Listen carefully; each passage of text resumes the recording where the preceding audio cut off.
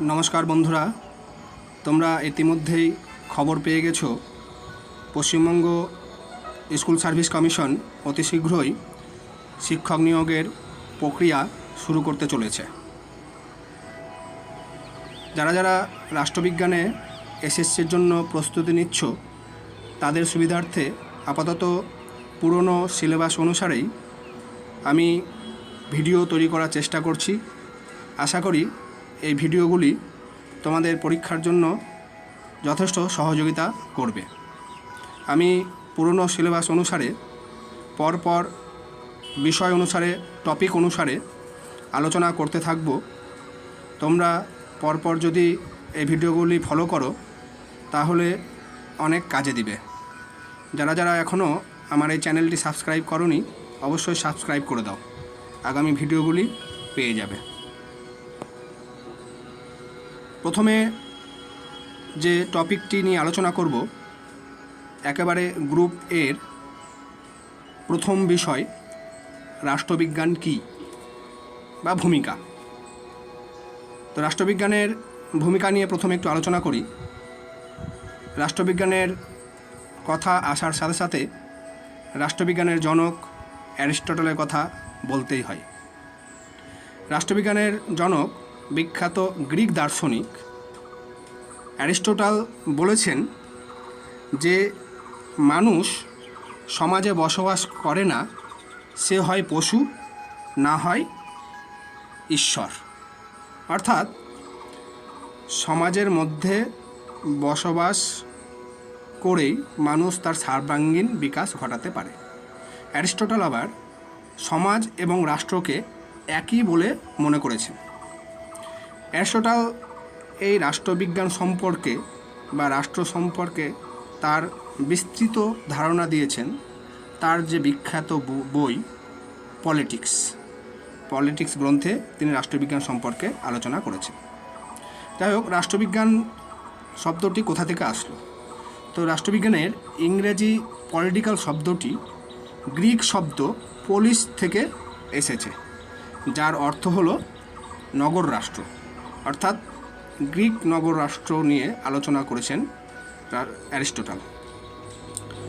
মানব সমাজ ও মানব সভ্যতার ক্রমবিবর্তনের সঙ্গে সঙ্গে রাষ্ট্রবিজ্ঞান সম্পর্কিত ধ্যান ধারণাও পরিবর্তন সাধিত হয়েছে বা এখনও হয়ে চলেছে। তাই এখন পর্যন্ত রাষ্ট্রবিজ্ঞানের একটি সর্বজন গ্রাহ্য সংজ্ঞা দেওয়া খুব কঠিন হয়ে পড়েছে। বিভিন্ন রাষ্ট্রবিজ্ঞানী বিভিন্ন ধরনের সংজ্ঞা দিয়েছেন। যাই হোক, এ বিষয়ে আলোচনা করতে গেলে এস.এল. ওয়াসবি তিনি বলেছেন, রাষ্ট্রবিজ্ঞান সম্পর্কে বিভ্রান্তি ও মতপার্থক্য এবং এর পরিবর্তনশীল প্রকৃতি ও অনিশ্চিত আলোচনা ক্ষেত্রের সীমানা কোনো নির্দিষ্ট সংজ্ঞাকে যথার্থ হতে দেয় না। অর্থাৎ রাষ্ট্রবিজ্ঞানের যে বিষয়বস্তুটা এমনই যে কোনো নির্দিষ্ট সংজ্ঞার মধ্যে সীমাবদ্ধ করা সম্ভব নয়। এবার আমরা রাষ্ট্রবিজ্ঞানের সংজ্ঞা নিয়ে আলোচনা করব। রাষ্ট্রবিজ্ঞানের সংজ্ঞাগুলিকে প্রধানত দুভাগে ভাগ করা যায়। এক হচ্ছে রাষ্ট্রবিজ্ঞানের রাষ্ট্রকেন্দ্রিক সংজ্ঞা, দ্বিতীয় হচ্ছে রাষ্ট্রবিজ্ঞানের অরাষ্ট্রকেন্দ্রিক সংজ্ঞা। এবার রাষ্ট্রকেন্দ্রিক সংজ্ঞা নিয়ে আমরা আলোচনা করব। রাষ্ট্রবিজ্ঞানের রাষ্ট্রকেন্দ্রিক সংজ্ঞাকে সাধারণত সনাতনী বা সাবেকি সংজ্ঞা বলা হয়। সনাতনী ধারণা অনুসারে রাষ্ট্রের উৎপত্তি, প্রকৃতি, উদ্দেশ্য, কার্যাবলী প্রভৃতি যে শাস্ত্রে আলোচিত হয়ে থাকে তাকেই রাষ্ট্রবিজ্ঞান বলা হয়ে থাকে। রাষ্ট্রবিজ্ঞানের সনাতনী বা রাষ্ট্রকেন্দ্রিক সংজ্ঞা দিতে গিয়ে বিভিন্ন রাষ্ট্রবিজ্ঞানী তাদের নিজস্ব মতামত প্রকাশ করেছেন। প্রখ্যাত দার্শনিক ব্রুনসলি তিনি বলেছেন, যে শাস্ত্র রাষ্ট্রের ভিত্তি, মৌলিক অবস্থা, প্রকৃতি এবং এর বিভিন্ন রূপ ও বিবর্তন নিয়ে আলোচনা করে তাকে রাষ্ট্রবিজ্ঞান বলা হয়। আবার অধ্যাপক গার্নার বলেছেন, রাষ্ট্রবিজ্ঞান বলতে সেই শাস্ত্রটির কথা উল্লেখ করেছেন যা কেবল রাষ্ট্রকে নিয়েই আলোচনা করে। অর্থাৎ রাষ্ট্রই হচ্ছে রাষ্ট্রবিজ্ঞানের মূল বিষয়বস্তু। অধ্যাপক গেটেল তিনি বলেছেন, রাষ্ট্রবিজ্ঞান হলো রাষ্ট্র কী ছিল তার ঐতিহাসিক অনুসন্ধান, বর্তমানে রাষ্ট্র সম্পর্কে একটি বিশ্লেষণমূলক ব্যাখ্যা এবং ভবিষ্যতে রাষ্ট্র কেমন হওয়া উচিত সে সম্পর্কে একটি রাজনৈতিক নীতিশাস্ত্রসম্মত আলোচনা। রাষ্ট্রকেন্দ্রিক সংজ্ঞা আরও বলেছেন, যেমন র্যাফেল বলেছেন, যা রাষ্ট্রকে স্পর্শ করে তাই রাষ্ট্রবিজ্ঞানের বিষয়বস্তু। অর্থাৎ রাষ্ট্রের সাথে সম্পর্কিত সমস্ত কিছুই রাষ্ট্রবিজ্ঞানের বিষয়বস্তু হতে পারে।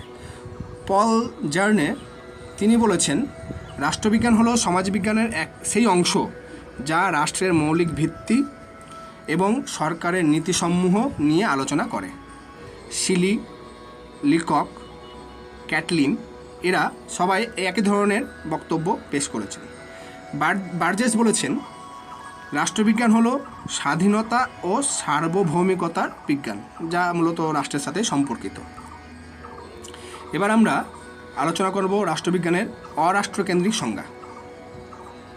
অরাষ্ট্রকেন্দ্রিক সংজ্ঞা আলোচনা করতে গিয়ে Graham Wallas, Arthur Bentley, Harold Lasswell, Alan Ball, David Stone প্রমুখ আধুনিক রাষ্ট্রবিজ্ঞানীরা রাষ্ট্রবিজ্ঞানের রাষ্ট্রকেন্দ্রিক সংজ্ঞাকে সংকীর্ণতা দোষে দুষ্ট করেছেন এবং তাদের মতে রাষ্ট্রবিজ্ঞান কেবল রাষ্ট্রকে নিয়ে আলোচনা করে না, সেই সঙ্গে বেসরকারি প্রতিষ্ঠান, রাজনৈতিক দল, বিভিন্ন গোষ্ঠী বা ব্যক্তির রাজনৈতিক আচার আচরণ, চাপ সৃষ্টিকারী গোষ্ঠী প্রভৃতি বিষয় নিয়ে আলোচনা করে।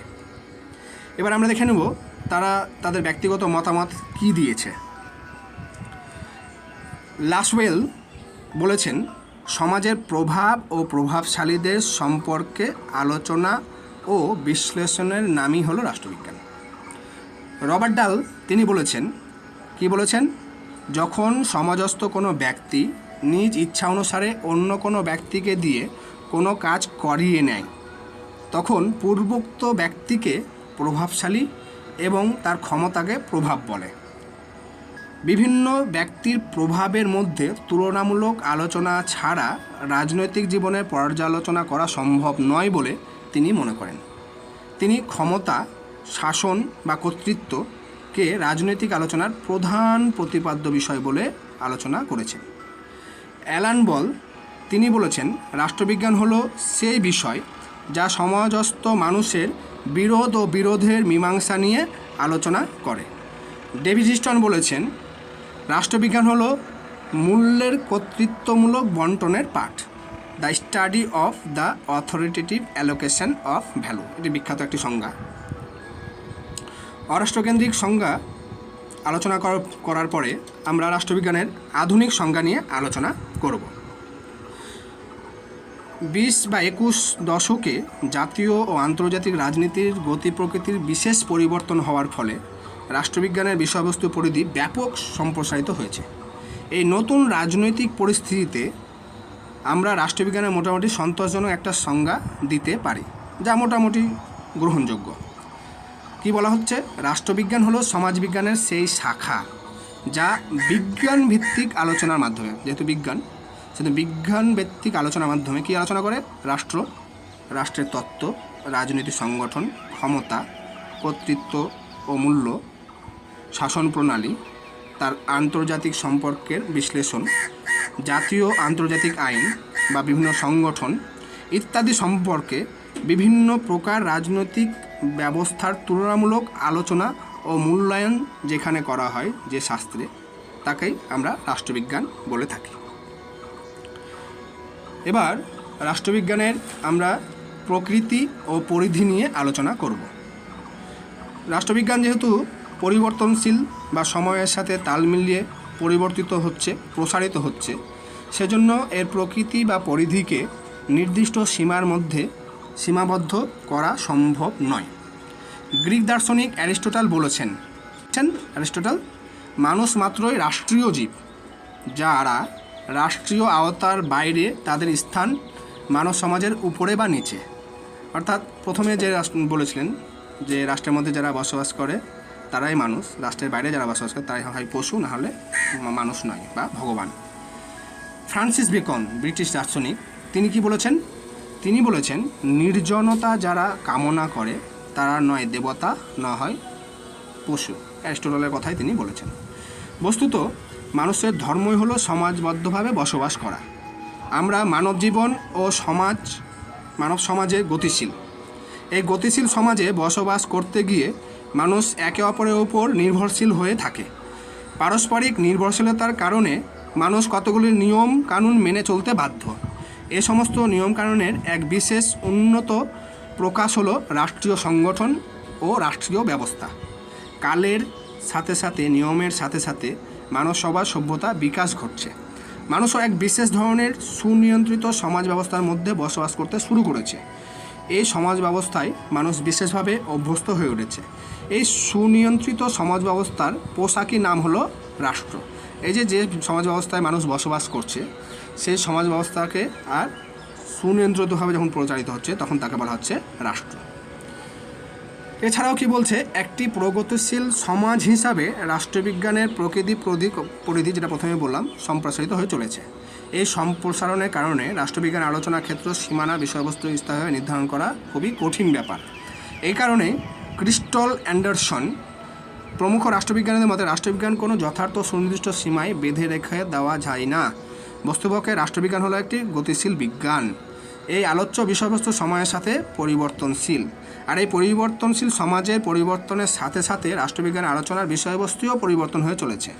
মানব সমাজের বিকাশ, রাজনৈতিক জীবনের পরিবর্তন, গণতান্ত্রিক চিন্তাধারার প্রচার, জনসাধারণের রাজনৈতিক অংশগ্রহণের আগ্রহ, আন্তর্জাতিক রাজনৈতিক জটিলতা, বিজ্ঞান প্রযুক্তির অকল্পনীয় যাত্রা, পরিবর্তিত বিশ্ব পরিস্থিতি রাষ্ট্রবিজ্ঞানের আলোচনাকে ব্যাপক করে তুলেছে।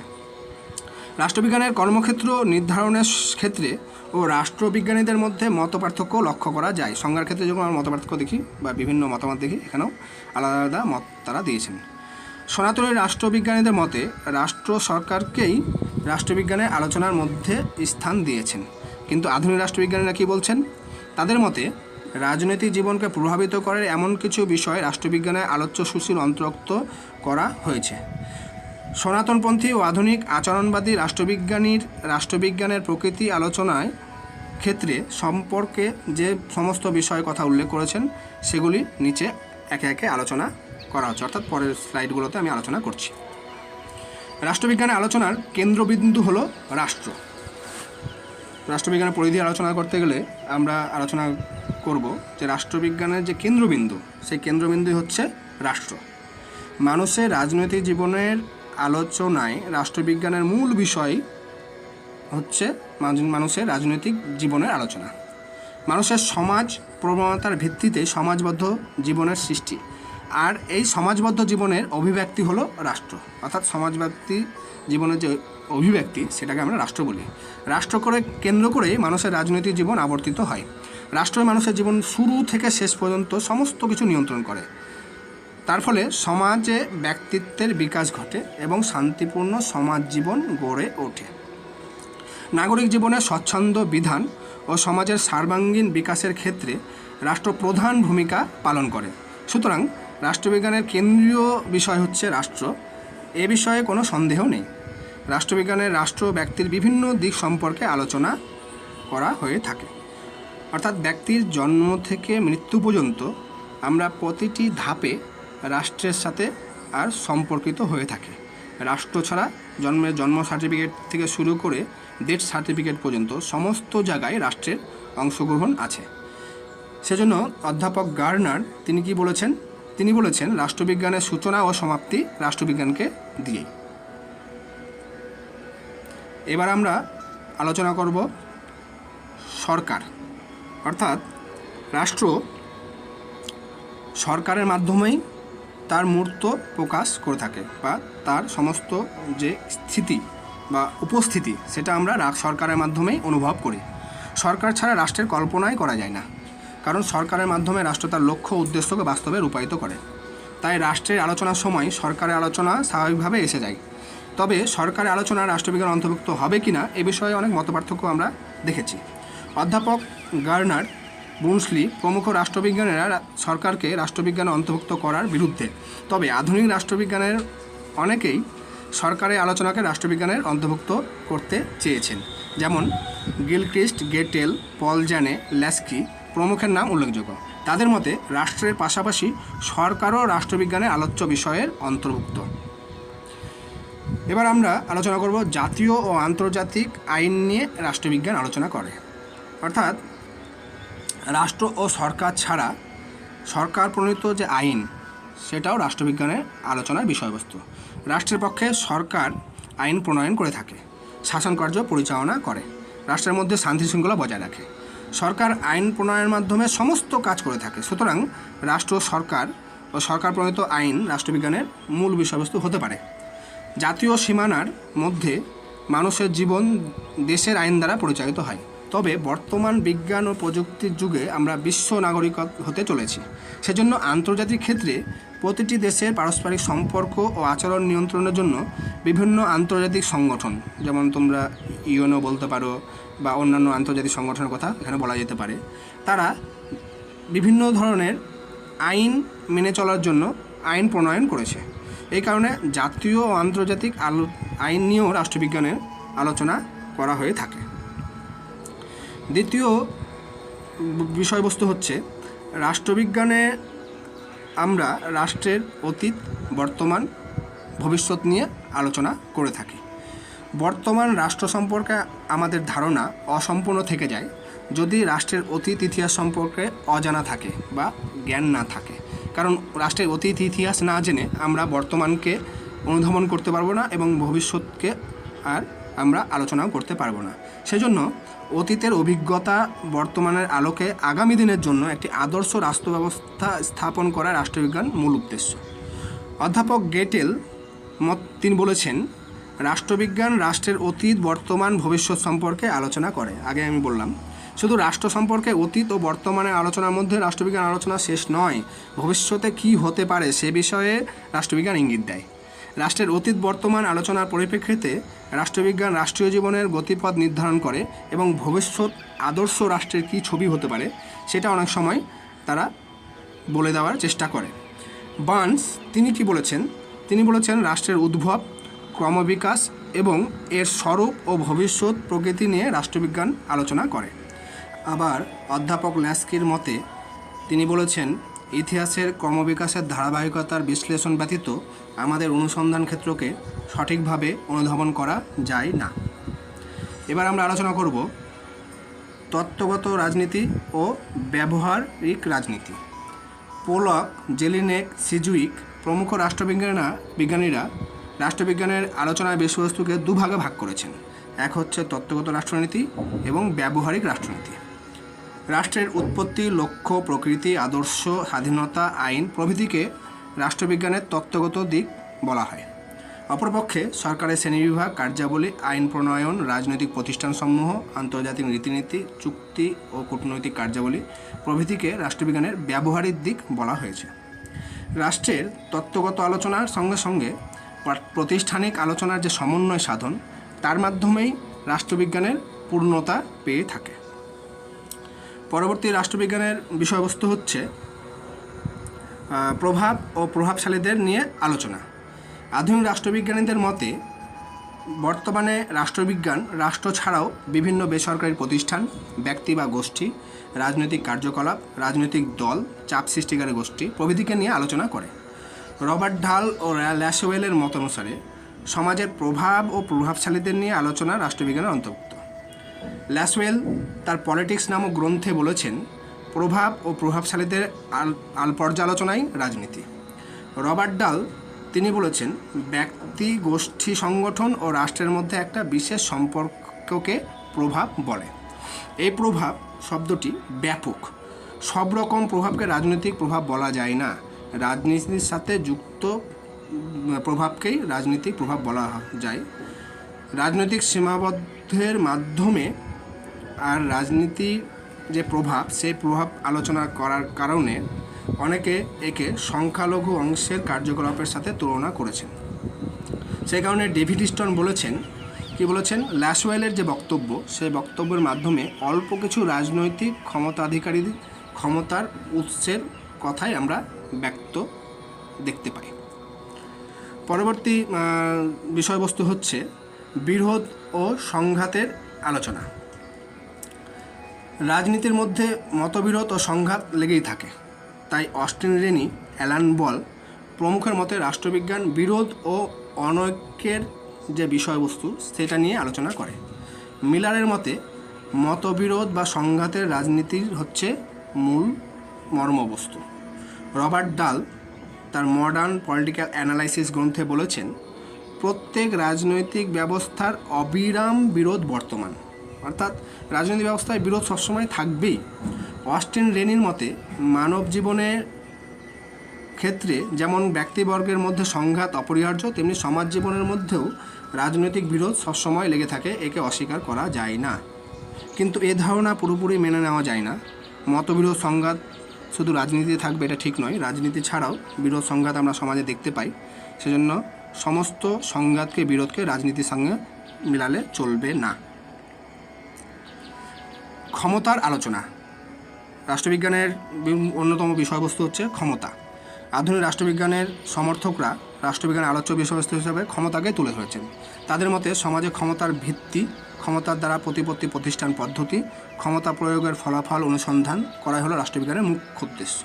অ্যালান বল তার পলিটিক্যাল পাওয়ার ইজ এ কি concept in the study of politics তিনি এই কথাটা বলেছেন।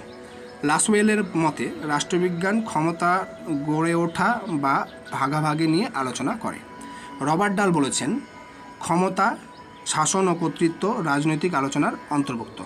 রাষ্ট্রবিজ্ঞানের নির্ভরযোগ্য তথ্য হিসাবে একমাত্র ক্ষমতাই আছে, যেটা আমরা সবার সামনে তুলে ধরতে পারি।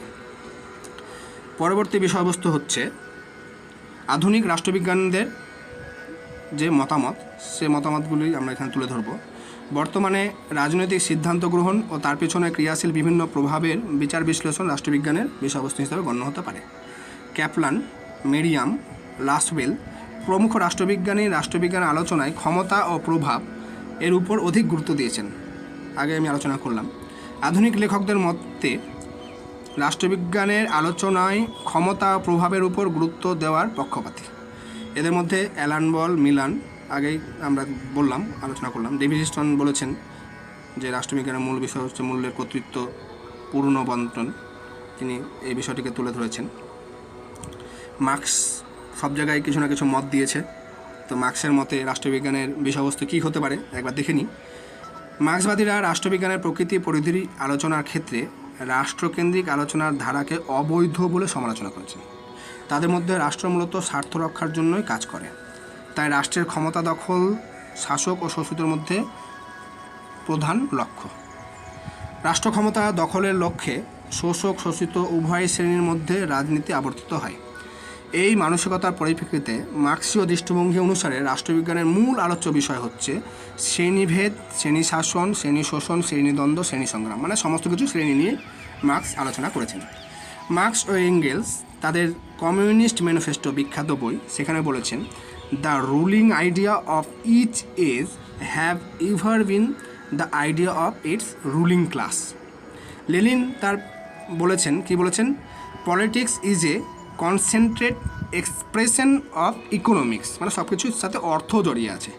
শ্রেণী কাঠামো ও শ্রেণী সম্পর্কের পটভূমিতে রাজনীতির আলোচনা পরিচালিত হয়। আধুনিক মার্ক্সীয় রাষ্ট্রবিজ্ঞানী মিলিব্যান্ড তিনি বলেছেন তার মার্কসিজম অ্যান্ড পলিটিক্স গ্রন্থে, এই বইগুলোর নাম মনে রাখবে, অনেক সময় অবজেক্টিভ আসবে। তিনি কি বলেছেন, মার্ক্সীয় রাজনীতির মূল কথাই হলো বিরোধ।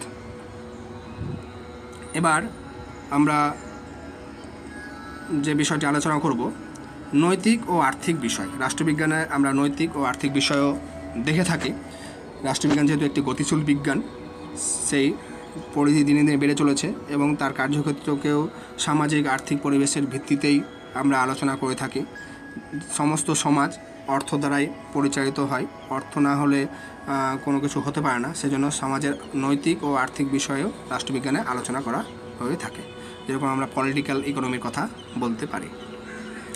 এবারে যে ইউনেস্কো একটি আন্তর্জাতিক সংস্থা, সেই সংস্থা কি বলছে।